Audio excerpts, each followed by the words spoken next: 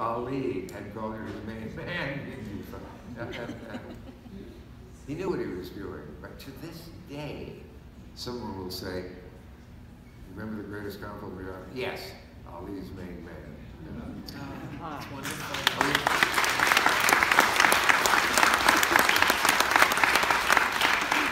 Thank you for the writer of that line. The last thing this has gone by way too quickly, but the last question I'm going to ask you is because we're going to do a book signing right afterwards, and you've written so many great books, and I suggest all of them because they've got wonderful stories in them. But what is your latest book about? Well, the latest book being a collection of my New York Times online columns, which I've neglected for a while. I have to get back to that. In these troubled times, I might have to apologize and say I've got a funny column for you. On, what was it on? On CNN, somebody read out one of my recent tweets, do you call it? Yeah.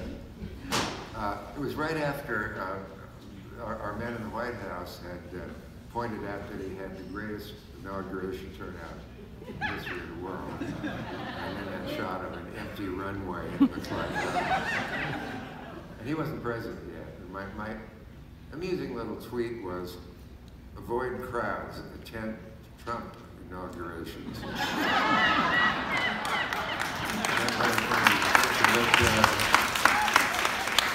What was I asked?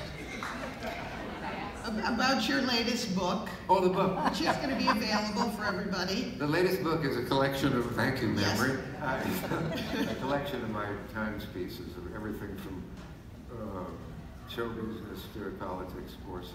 And these columns have been a great success, and they collected into books, and the first one was called Talk Show. And this one is called Brief Encounters. Not to be confused, movie fans. And I hope that Coward in the State doesn't sue me. Great movie, Brief Encounter. But it's got lots of really, really good stuff.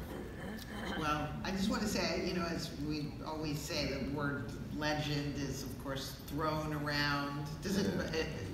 But you are, of course, a legend. If I had to be trapped on a desert island, I would choose you. I have an embarrassing question. Are we finished? Do we have Q&A? What does it say there? Wrap it up yourself. I would love to continue, but we can... You don't obey everything you read, do you? Yeah, sign vulgar says wrap it up. Okay, we will, but I'm going to tell this story first. Sure. Let's